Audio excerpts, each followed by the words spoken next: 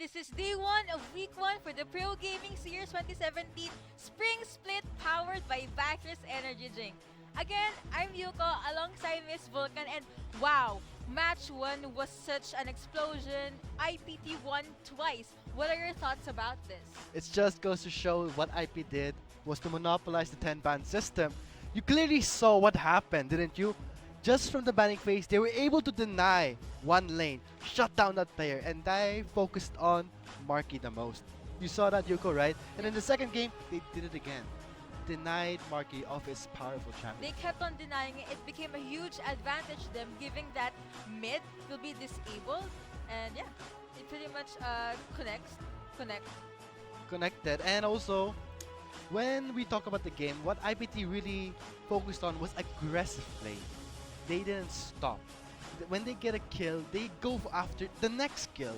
They never lose their momentum. When they get an objective, they keep getting in, and when they push, they keep on pushing without losing momentum. And momentum is very powerful in the early game. Another thing that I observed was once Team Manila Eagles tried to give out or dish out their plan B, IPT just ruins their sub-plan and pushes another amazing attack as a team. Well, Team Manila Eagles, what they said was really, they were really focusing for a counter play. They were gonna counter the Berry Pro team, but it's hard to counter something where you are not yet solid yourself, because with Marky down in the bot lane, it's hard to answer back to IPT's aggressive play. Speaking of aggressive play, they were really aggressive in the sense that they're not reckless. They're not They're reckless. sticking to their plan, and once they see Team Manila Eagles trying to counter, which they were, but it's just amazing how they're able to formulate an on-the-spot counter for that counter. So with that said, let's see the standings, and we can clearly recall that Berry Pro team won the game from 2-0, and here are the standings right now. We see victory for IPT 2-0 with defeat for TME, and now the next game we're going to show you is now going to be against MSK versus Acclaim Empire X. One of the things I want to give emphasis about Acclaim Empire X was they were the champions for the 2016 Summer Split Champ. They're the defending champions, so we really have to acknowledge Acclaim Empire X's power. I mean, they went against a veteran team and they won. It just goes to show that anyone can win. And now we're going to the MVP. For the MVP. Pretty Let's short. see who the MVP for the match is. And here we have Ivalis. So why, Yuko? Why is Ivalis the MVP? He played Zyra twice. In that two games, he only picked Zyra. And again, I've been saying this earlier, but the Strangle Thorns always just pop up in the right moment. Like even in game one, MF was just putting water on the Strangle Thorn. It's like as Shinbo said, parang pinapalakas lang ng MF yung Strangle Thorns ng Zyra. Well, I have to agree on that. The reason why the Miss Fortune could not do anything is because of the Zyra. When Zyra puts down her Strangle Thorns, it just makes Miss Fortune's bullet time useless. And that actually amazes me because by the book, MF counters Zyra. But here we could see Zyra was just being used the proper way. Of course, not standing alone because they have a team. They were moving as a team. And because of that, they actually managed to get a lot of kills. That's true, and we'll be going shortly to the pick and ban phase to see what are we expecting. The 10-ban system is now live. Let's see how Acclaim Empire X and MSK adapt to this new system and show us what kind of strategy they have. Go! On to the drafting phase. Let's see. First ban is MSK, blue side. What are your thoughts on that, Yuko? It's usually the mid or the ADC being banned first. I'm not. I think they'll have to ban the ADC first. Oh wait, here we have for the first ban is a Zac. We all know Zac's slingshot. Like once from even if it's somewhere somewhat far, just that slingshot will transport him to the place where he wants to be. And if there's a clash in the making, he can just jump in and drop a couple more skills and sustain the team. That is correct. When Zac is picked or banned, it's a threat. I mean, you could place wards deep in the jungle. You could place wards in the river, but that won't be useless because Zax's slingshot, like you said, doesn't even need, doesn't even cover the ward. So now we see a ban on Zac, and now on the LeBlanc. Now the Acclaim and answers that ban with a Rise. Why is that? Because when they ban a LeBlanc, they are actually also scared that Mineski might also pick up a Rise. Oh wow, that is you're right. That is a proper way of answering or just countering bans. And here we have another Camille ban. Given that the buff from 600 to 1k and the Hextech Ultimatum, it's a perfect set. Well, it's a perfect setter, but you have to understand that Camille requires a lot of timing. And here you're seeing a Morgana here. Morgana is a flex pick. She could go on top, she could be on the mid lane, and she can even be support. Morgana right now is a strong support because right now the meta for support is not just offering utility. It's offering damage, poke, harassment. Just having an advantage in the bottom lane gives them that edge. And now, again, a Malzahar ban. Why is that? Because Malzahar is such an annoying support, strong pick, anti-poke, and a heavy mana sustaining champion. That as him as a support is a huge threat for the enemy team. So they might want to take that one out. And again, they were able to ban. And first pick from Mineski is Rengar, and with the first banning phase done, let's see what happens. With the first banning phase, most of the majority of the champions that were banned are supports, top lanes, and jungles and mid. And now Mineski picks Rengar. Why is that? Because since they see those bans, they can get an idea what to pick next. And now Acclaim Empire X answers Rengar's pick with a Maokai and a Graves. It could be a Graves jungle, and now a hover on Poppy and Zyra. Again, a Zyra. Why is that, Yuko? again, Zyra is a huge bonus as support. Like she can sustain her ADC. And for Poppy, a Poppy top. If you'd like to picture it, a Poppy top. She's super tanky and aggressive. Her shield is very useful, especially if you want to jump in into a clash. And looking at the right side of her screen, we have a Karma. A Karma bot lane against a Zyra. If you guys notice, what Eclipse is planning is what? A straight line into the door clash with Maokai. Karma has the Mantra shield and speed up. They can just force their way in. And now we're in the second banning phase. And what's this? They ban Ashe. Why is that? Because as of now, Mineski and AEX have not yet picked their ADC. So now they're thinking, what champion should I pick? What's their ADC they're gonna pick? So it's all about a mind game, strategizing and denying. That is true. Given that Ashe ult is also useful, if you want to set a clash, you might want to get that proper alignment. And once you hit your desired champion, it can disable that team. So they're really going for a disabling champion comp, like you said, Yuko. And now Mineski bans Vayne. Vayne. Why? Vayne equals tumble. And tumble equals crit. And crit equals kills. And it also pushing. Pushing power is really strong. With Zyra available as a support right now, they have to pick something that would complement it or deny. And now Acclaim Empire X bans Orianna. That's a mid champion. Orianna Shockwave can be a huge threat all throughout the map. Yeah, that's also all throughout the game. all throughout the game because Orianna's Shockwave, once again, also a speed boost to really go close the gap. And it's when she lands that maybe 5-man Shockwave, 3-man Shockwave, it is enough for his teammates or any of the other teammates to jump in. So now, Mineski finalizing their ban with a Katarina. We all know that Katarina is pretty much famous or somewhat prestigious in the mid or sometimes even on the bot lane. She's a huge carry. She's a huge carry somewhat in the late game if she's dominating. Katarina is a very heavy position champion, and when used properly, it will deal a lot of damage. And now, Hurtful damage. yes, and we see a finalized ping on the Ezreal to Corki, and claiming Fire X answers that with a Draven. It's interesting to see a Draven right after the patch 7.1 with the reduced mana. We can see a lot of kiting from Draven and opportunities to proc that spinning axe.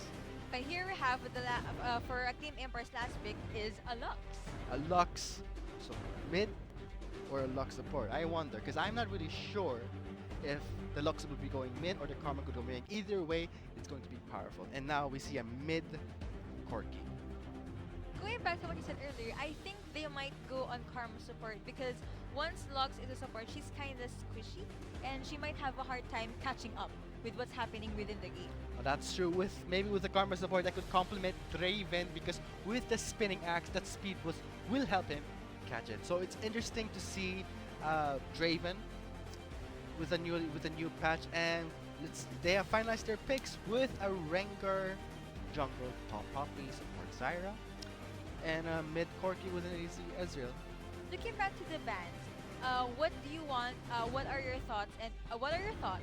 Why would they ban this set, and why would the other team ban this set? Obviously, Why would they want? What would they want to avoid?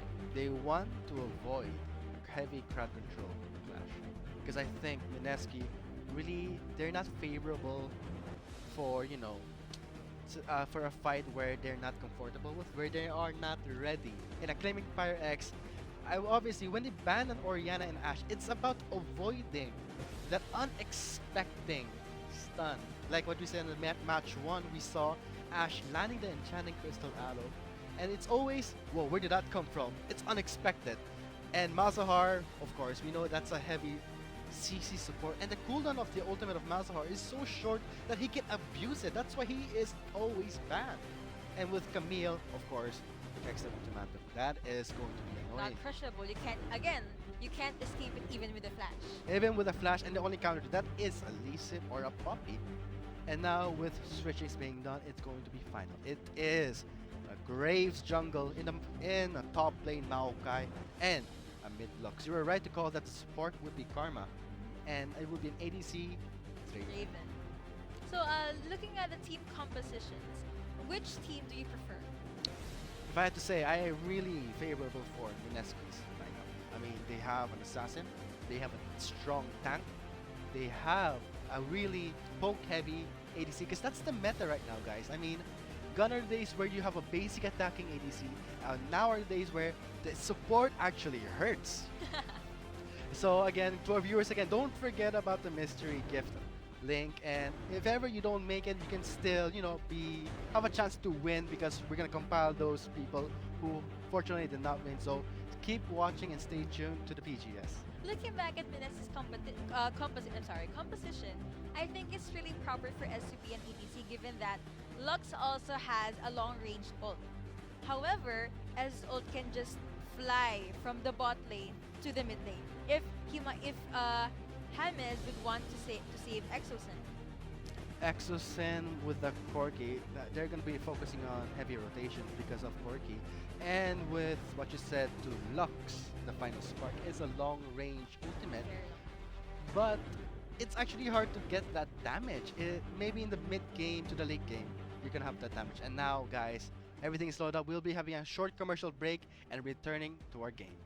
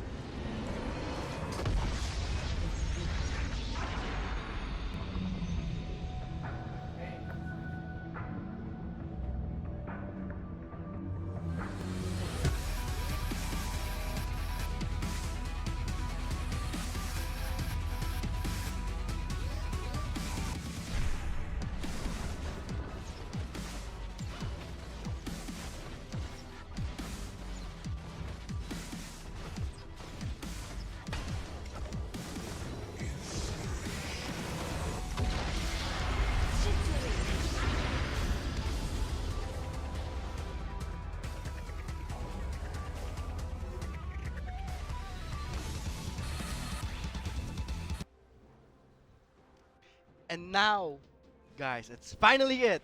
Match 2. The first game of Mineski versus Acclaim Empire S. It was Mineski on the blue side and Acclaim on the red side. I'm actually very hyped about this because Canon is now back as support, and Endless Ace is now moved to top. Whereas for Mineski, they have Kaigo top and TG for support. So with this exchange in roster, we're gonna be 30 seconds expecting until minions fall. different play styles, and now we see a Claim Empire X on the red side of the jungle with Mineski on the blue side. They might go towards the red side. They're really sneaky. They don't want to be caught with no wards there. I think this might be an early 1v5 if they choose to go through it with Maokai on the brush right now. He will be leading a stun, and look at Mineski rotating towards, but they've been spotted by a ward. So much for a surprise attack Someone for a there. surprise attack. Actually, this early in the game, I'm actually kind of amused and curious because five champions are just sticking with each other. Like, this isn't something we'd see normally. Well, for me. Because right now, I think Mineski wanted to invade, but with that ward placed, they can't do that. Because that was really kind of nice ward. And now, look what's happening. The bind might go on to the. Oh, a two-man bind! That's gonna look scary for Mineski! Flash is being burnt, and they flash back in! Oh no! First blood goes to the Graves, and now TG trying to run away, but the exhaust has been burnt onto him. He's being slowed. Graves goes in for the quick draw and gets the double kill! Barely 2 minutes into the game, and Acclaim Empire now has 2 kills. Such an amazing gameplay. That's what I'm talking about. It's about invading that jungle, getting the upper advantage, and Maokai really great job on the bind. And with quick draw from the Graves, reloads that extra bullet to hit that last basic attack. With 2 kills under his belt, he will be building very quickly. Their flashes were really worth it. But again, it was barely 2 minutes, and they got first blood and another kill. That's going to be a huge lead for Graves. One thing you have to watch out is do not feed a jungle Graves because you're going to have a hard time. Catching up, that is true, that is true. And with now in the mid lane, Lux and Corki just... I don't think Corki should really be investing too much onto a Lux because with Lux's range, he's going to be a hard time having a decent trade. And in the top lane, we see Maokai and Poppy, 2 tanks. They're like titans. You don't expect them to kill each other off. What they're focusing on now, clear the lane, make yourself available for a teleport. But with Maokai's teleport gone, that gives Mineski information.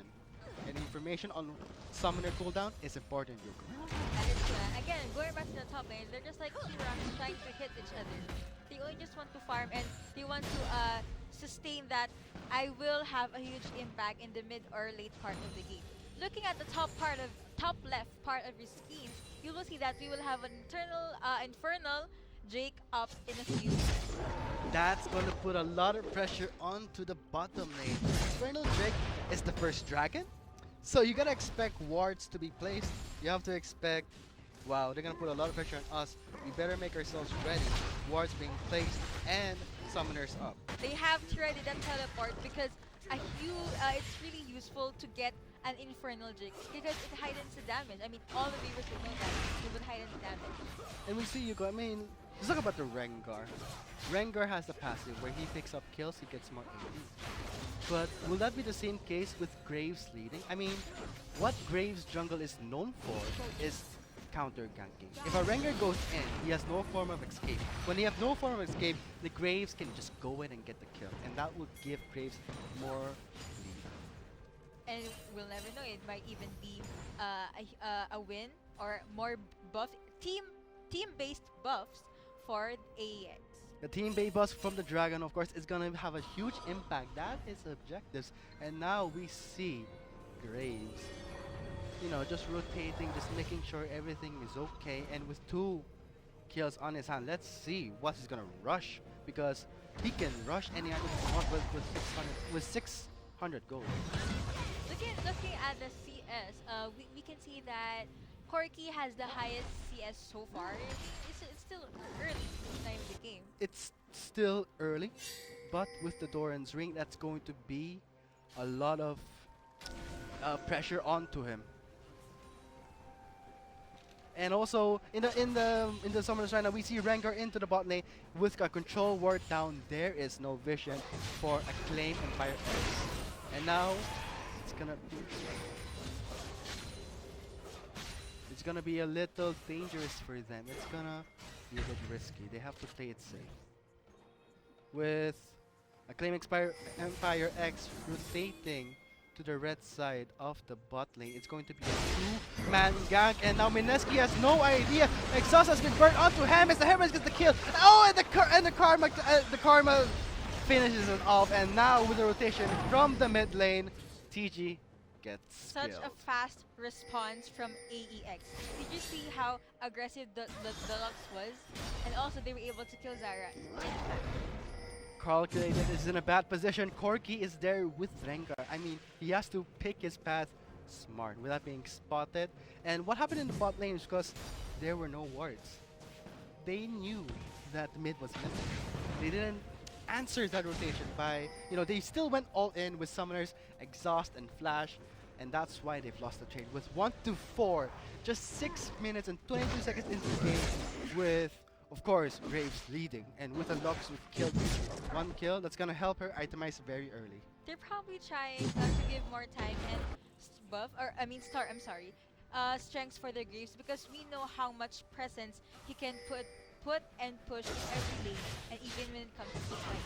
You can see Draven really out damaging the S because Yes. of the spinning axe has that range with the cooldown of Blood Rush being refreshed every time he picks up the axe. He can keep spamming that Blood Rush because of the less mana. And we see both ADCs just coming And they're just safely. answering skills. They're just, playing it safe because Acclaim Empire X are really answering the Mineski's rotation really smart. I mean, how often do you see that quick of a rotation with two-man ganks? That's 4 versus 2 in the previous gank.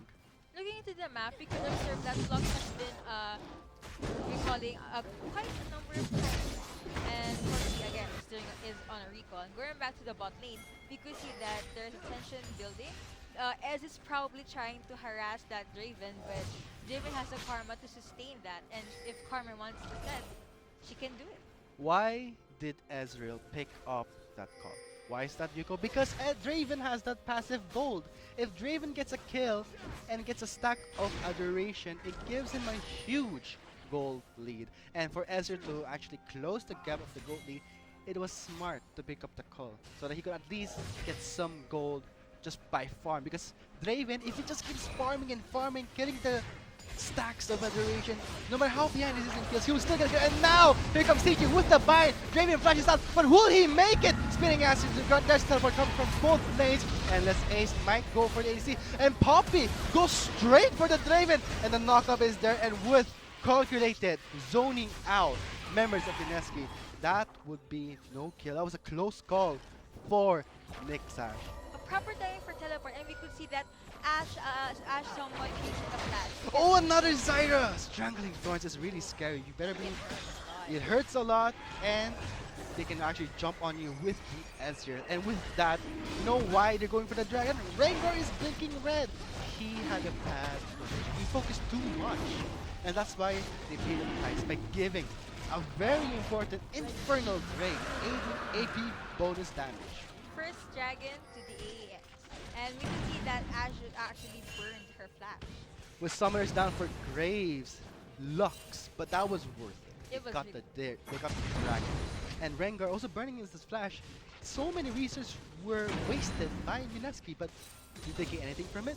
No, and Calculated gets a kill on TG.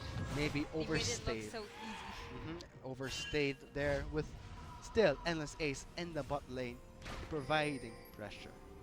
9 minutes and 37 seconds into the game, we could see that Mineski has 1 kill, whereas AEX has 5 kills. AEX having a 2k gold lead.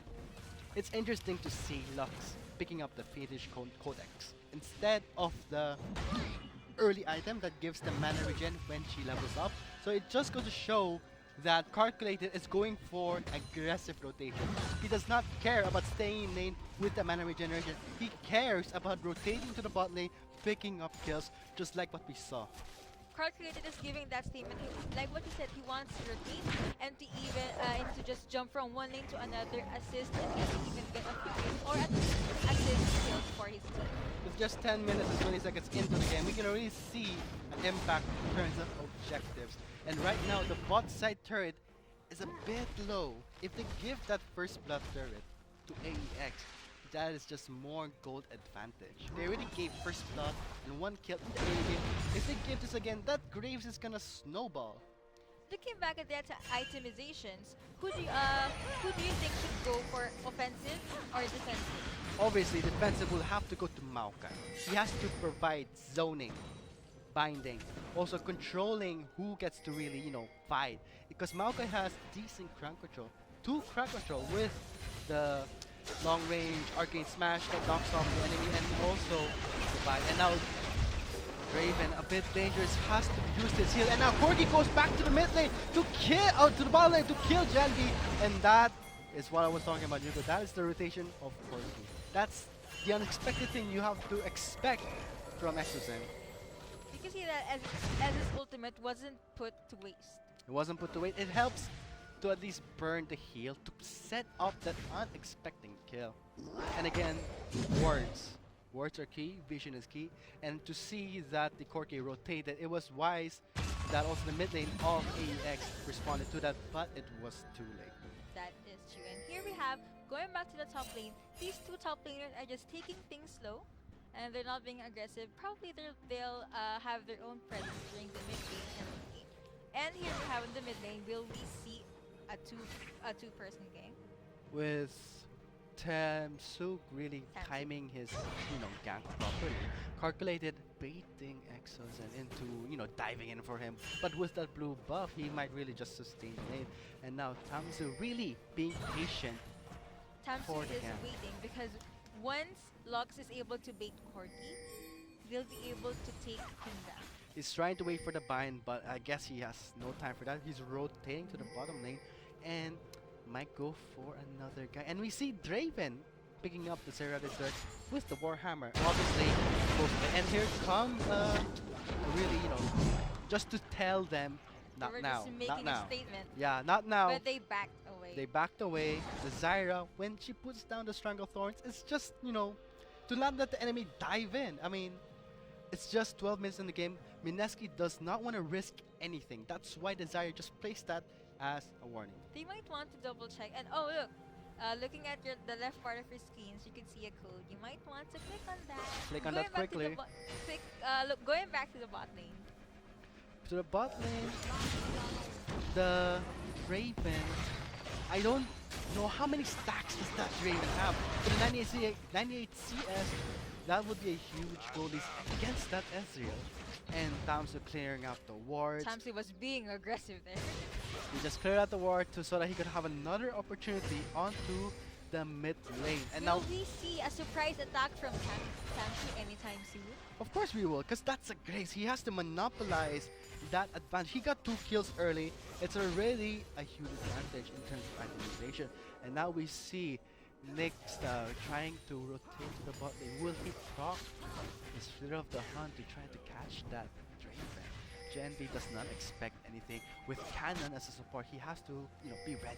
Now calculated, rotating to the mid lane. There's a sneaky, there's no ward there. This could be a 3 versus 3 fight with Maokai and Poppy. Calibert's already. What could happen? We have to really, it's gonna be a bit tense because they're really trying to read each other's move. And now, that's gonna be a face check and no. Lux already gone. Speaking of Lux, Lux Engrave has a 2-0 for kills and deaths, which is a huge lead given that it's barely 15 minutes into the game. It's going to be very difficult to respond to a Corki. Already picking up that Trinity Force, he hit his spike in the mid damage with the Sheen proc and the Phage, the speed boost and the attack speed. It complements Corki so much. That's why it's such a core item for him. That is true, and we all know that once that item is up for Corki, they might want to be more careful because Corki's combo is really dangerous. With the combo is dangerous with the Sheen proc. It's that Sheen proc that gives that damage. And also, of course, Corki is really gap closing rotation. That has to be something you have to watch out for. Looking at the upper left part of your screens, you can see that the next dragon will be an Ocean Drake. Ocean Drake Dragon if Mineski picks up the Ocean Drake. That actually negates the Infernal Drake. Why? Because Ocean Drake provides regeneration. And with regeneration, you deny damage. That's why Minas cannot give this Ocean Drake. If they do, they're just giving Acclaim, Empire X more advantage. Now we see just a ward fight, but Endless Ace will go win against Tukaigo. Hamzo is there to respawn. Will he burns his flash? And yes, he does to get away. So much summoner spells were used, but we could see that Tamsu had a quick follow-up. They weren't able to get the kill, but that was a pretty fast response. He was calm. He knew what to do to actually hit that blast cone as a reassurance. And now, Mineski not giving that Targeting Ocean Drake. that Ocean They are Drake. not gonna give that. Even if it was a ward in place, they know they can take it. Why? They saw Graves at the top lane. And now, Mineski securing the second dragon, which is the Ocean Drake. AEX almost had that dragon though. With the Draven, you know, he could have steal it, but of course, Smite is so fast, you can't really steal it properly. Looking at the CS, we could now see that, again, Corki still has the CS lead. With that CLC, that's a huge CLC. More than 30. I mean, that's like almost 2 kills. And now you can clearly see, because of that CS lead, he picks up Trinity Force already. That's actually really fast, Trinity Force. And now we'll be going for maybe a Hex, and he rotates to the top lane, and this Ace has to survive this damage with his ultimate, but he gets hammered back to the wall to get stunned. He has to get away. Will he? And he does. Wow. That ultimate lifesaver. I gotta commend Endless Ace for doing that because And now Kaigo, a bit too overextended, he's gonna stun the Lux, and Exocet flashes away to save his life from the final spark. if the Lux ult was able to hit earlier, that might have killed the person given that another champion just do a follow-up attack. Strangle Sword has been laid out to provide them zoning. He tried to get the Draven, but not just speed boost, a bit hard to pick up the Draven. And I guess Mineski will be rushing this bot lane turn. They really have to take this down because they are almost losing their bot lane turn. So it's a matter of who picks it apart, but Draven's access just clears that lane away, so they cannot take it easily.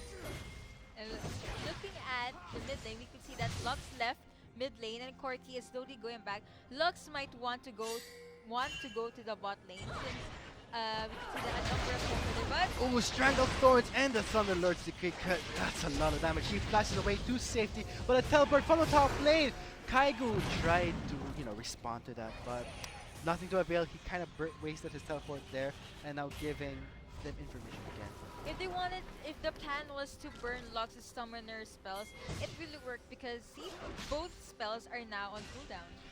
Of course, Lux burns that flash, but at least Lux, saves his life. I mean, if you give someone a kill, you give them the lead, and you don't want to give anyone a lead in this game. Looking back at Hoppy, of course, people. What can you say about the tanks? I mean, what have they doing? What impact do they give to the game? they're probably just trying to get that early. They're probably trying to land advantage in the later part of the game, giving that Poppy shield may be reduced from 5 seconds to 3 seconds now, but if you know when to cast that shield, you can set, you can kill a champion, and it could really save your life. Rengar going for a more defensive build. Alright, he's picked up that Giant's Belt and a Cloth Armor. Might go for a Dead Man's Blade because Mineski lacks Initiate. And I guess that falls onto Nick Dash's role as a Rengar. And when he leaps in, it's actually rewarding to at least be tanky enough to survive a fight. And with Rengar through the heart of the sun, Flash Dragon Thorn miss. Oh, did you see that stand away? But will that be enough? No, it's not. Hamas gets a kill on Genvi, and now Cannon might be next. Exhaust has been burned onto Nick Dash, and he's taking a lot of damage.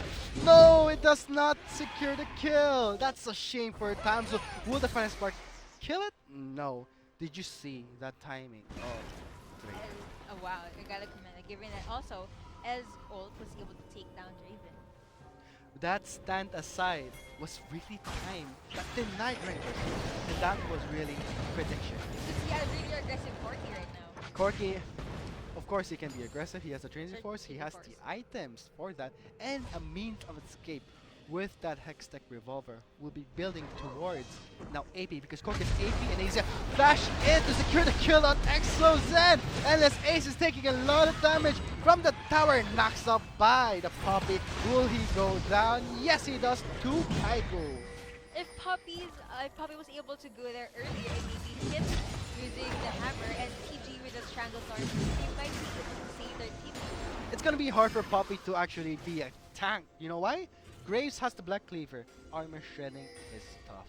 It is very punishing for tanks because no matter how tanky a tank is or how defensive he builds, it will always fall victim to a Black Cleaver, and it's gonna be it defeats the purpose of a tank really. And now Draven trying to siege that tower, but they will have to give the first turret. No, they will not give it without a fight, and with We could see a Draven in a corner right now and Lux recalling.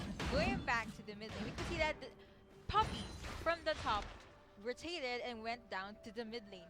Do you think they have a certain plan? oh, Graves, he got stunned by the wall. He tried to get away with a quick draw, but the steadfast presence denies that dash, securing the kill for ExoZen.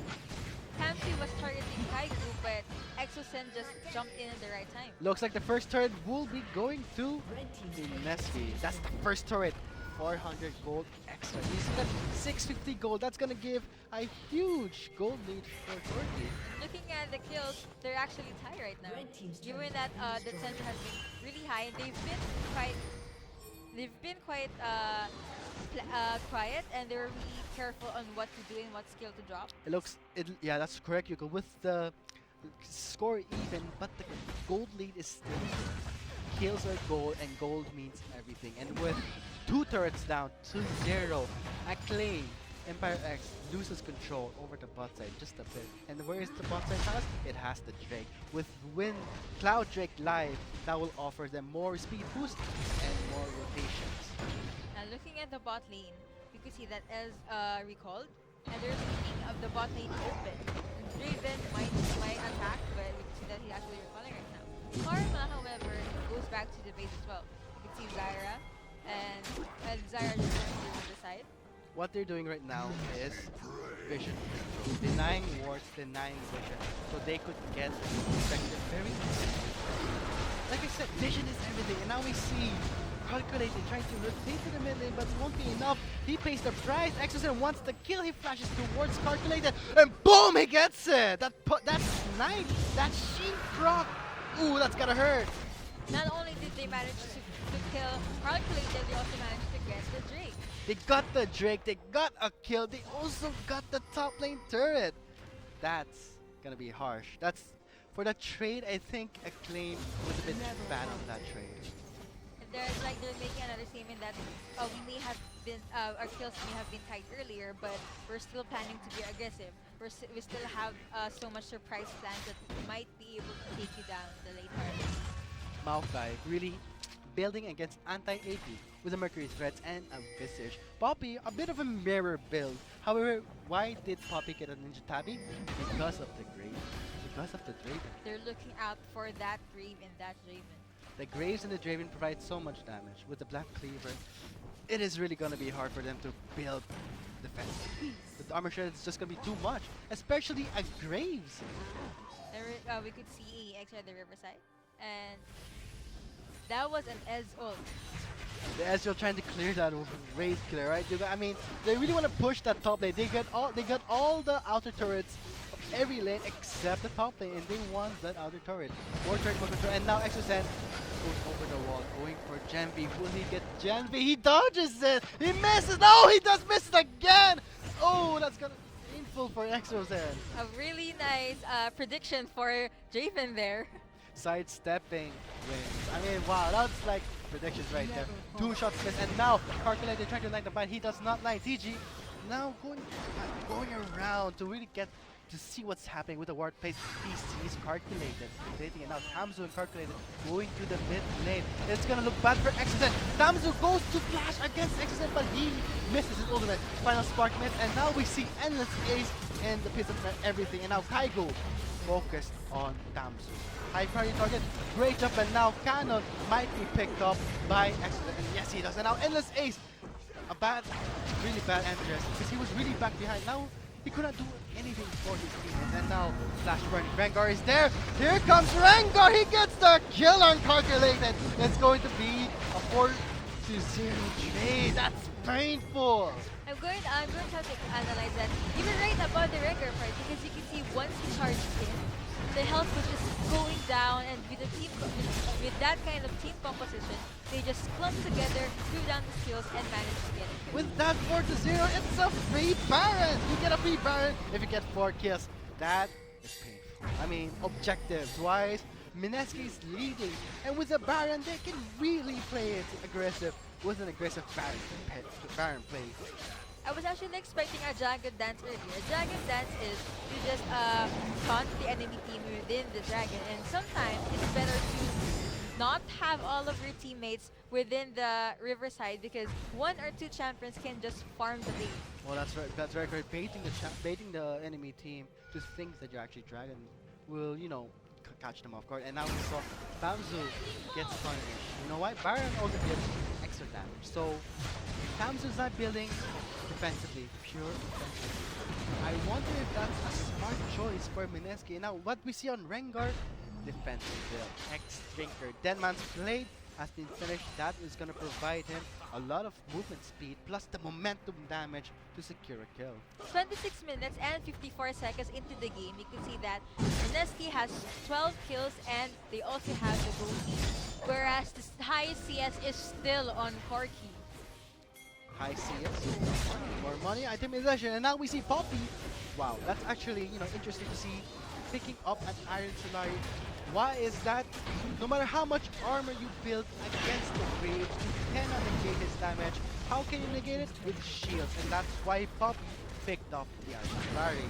And now MSK is slowly trying to knock onto their enemies' bases, and that is another turret down. They're being pressured right now. Mid lane and bot lane turret are being pressured with the aggressive Baron play. What's going to happen? Will Endless Ace try to provide some room for his teammates, or will they let MSK take down the turrets without a fight? You see right now that MSK is trying very good, and they're eyeing that tower. They want it crashed. With, to crash do down. you see those 2 long-range minions, Baron power? No matter how much they stay there, those 2 minions alone will provide enough damage. And now, Xenon might be killed. He does not. Final Spark tries to deal more damage to help them win the fight, but does not. That was a close call for Canon. We could see that Lux ult, Final Spark, was able to like give them extra time. However, MSK back away for a bit and still charged. And now that is another turret down for AEX. Zyra just provides so much card, and now Endless Ace flashes it to go inside, but that's a big mistake. Axos and deals so much damage, and now the chase is on for Taiji. And now look what happened here. They are a bit too aggressive. They are not respecting Axos and damage, and now Genji is a bit too dangerous. That he could reverse it just like that. They could have entered the clash, but I think they were planning it's not the right time. They don't have enough utilities or skills to actually give another clash, so they just backed away. They didn't have enough HP also. They didn't have enough health to actually sustain a fight. With the Graves there, you don't want to start a fight with the Graves when you're very low HP, but they still got the inhibitor turret. That's something to really give them an edge. And now, next Cloud Drake is up. Now it's up. That's going to provide them more movement speed, more lane pressure. MSK is really eyeing that Cloud Drake buff. Eyeing it, and they got it. With the Baron and the Cloud Drake, that's going to provide them a lot of lane pressure. Now Rengar is around. He might go more calculated, but he does not. That was a sneaky play for Rengar. We could see that MSK is charging into AEX base. They're knocking, they're making a statement, they're planning and slowly waiting for the perfect time to strike. And now Maokai, picking up the Aegis of the Legion, will be finishing that to the lock of the Iron Solari. Shield is a lot here. I mean, that shield pop could decide if you're gonna die, if you're gonna win a fight or not. And that calculated really trying to snipe someone. He misses his bind and gives out his position. Kai going to the left side, trying to press low. Exozen a bit too major close. He might be in the range for Maokai. Maokai is rude. Actually, I thought he was gonna overextend, but I think he finally got the signal and it's still Providing the poke and a karma mantra, that speed will signal them to at least go inside, but they cannot. Why? Desire is there. Ichi is there to put the strength to the thorns. Fine, and now final spark has been wasted. That gives Mineski a signal. Oh wait, the Lux has no ult. We can go in, and they do go in. Focusing on JB. Will he go down? Oh, he goes down by the Ranger. Next might be Cannon. Will he be next? Oh, he flashes away, but will he make it? Oh, did you see that? The quick draw has been denied by the Steadfast Presence. That's why Poppy is such a big presence. And with that, that's going to be a 1-4 trade. Of course, favor of in Mineski. favor of Mineski. And you can see right now that the Elder Drake is up. If Mineski gets, I mean, they're probably trying to finish it out. They're gonna finish the game with 4 members down. This is Mineski's game. 70-7, 31 minutes in the game. That is match 2 of game 1 That was against a Mineski really massive versus game. Acclaim Empire X. So Yuko, what did Acclaim Empire X do wrong? What could have they done to avoid the situation? I think I would have to give emphasis on how the champions were placed, and they were really trying to counter Mineski. It's just that Mineski give that huge amount of pressure and push. They just know what to do. In AEX, again there were times that they were misplaced. They were overextending even. Lux's ult could really be useful as an attack and a defense, but sometimes it missed or they just didn't get it right. Mineski really shows that, you know, rotating objectives are really key to winning a game. And now there you guys have it. That is game 1 of match 2 of Mineski versus Acclaim Empire X, with Mineski grabbing the first victory. However, again, we'll have another game later. Of course, don't go away, guys. We still have game 2, and here's our Here are the stats. here are the end stats, and we see Exozen 6-1. Ooh, that's a lot of advantage. That is really With huge. Kaigo, no deaths at all. It shows how, you know, efficient they are in lane. And now with the items pickup, it's really, you know, purely on Corki has the highest damage at 21,930. It's roughly 23,000. has the highest damage in the game because it shows with 6 kills in his bag. That's going to be very painful. And I guess it's a shame that, you know, Acclaim Fire X lost, but you can't really expect that. There's going to be game 2. So guys, please don't go away. We're going to have, you know, maybe a turnaround, or it won't be a sweep. So again, I'm Vulcan, and joining with me is Yuko. We'll see what AEX will do on the next game. Again, guys, don't leave. There will still be another game. Oh no! First blood goes to the Graves, and now TG trying to run away, but the exhaust has been burnt onto him. He's being slowed. Graves goes in for the quick draw and gets the double kill. Really does not. Final Spark tries to deal more damage to help them win the fight, but does not. That was a close call for Kana. You can see that up blocks the goal. Spark was able to give them extra time. However, the next came back in the extra time. And now, that is another turn down for AEX. Zyra just provides so much time, and now LSA splashes it to go inside, but that's a big mistake. Axes and deals so much damage, and now the chase is on for Taiji. And now look what happened here. They are a bit too aggressive. They are not respecting Axes and damage, and now on Jamie, will he go down? Oh, he goes down by the Ranger. Next might be Cannon. Will he be next? Oh, he flashes away, but will he make it? Oh, did you see that? The quick draw has been denied by the Steadfast Presence. That's why Poppy is such a big presence. And with that, that's going to be a 1-4 trade. Of course, favor of Mineski. Favor of Mineski. You can see right now that the Elder Drake is up. If Mineski gets, I mean, they're probably trying to finish it out. They're going to finish the game with 4 members down. This is Mineski's game. 70-7, 31 minutes in the game. That is match 2 of game 1 That was against a really Mineski massive versus game. Acclaim Empire X. So Yuko, what did Acclaim Empire X do?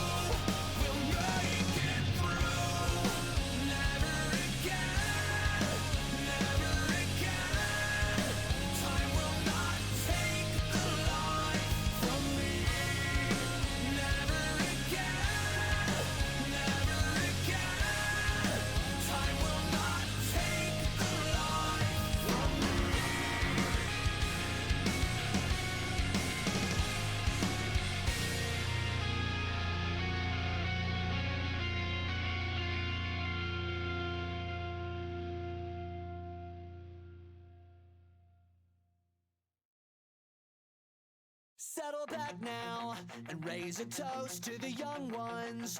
Growing old, all the green lights, long nights, drinking till I'm made out with you. Just sit back, enjoy the show, it's the weekend, no place to go. You're the cherry on my cigarette, chasing after midnight with you. Don't shut me down now, just hear me out now. Don't you go and carry on with your life. It was a one-night stand till I woke up next to you. Don't you go saying all your goodbyes. I want a one-night stand, just one more time with you. So give me one more night with you.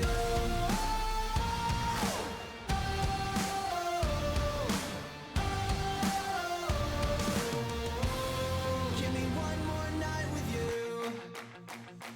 So take a breath now, you don't have to go. It was a fast night, we can take it slow. There were fist fights, red lights, running till I crash into you.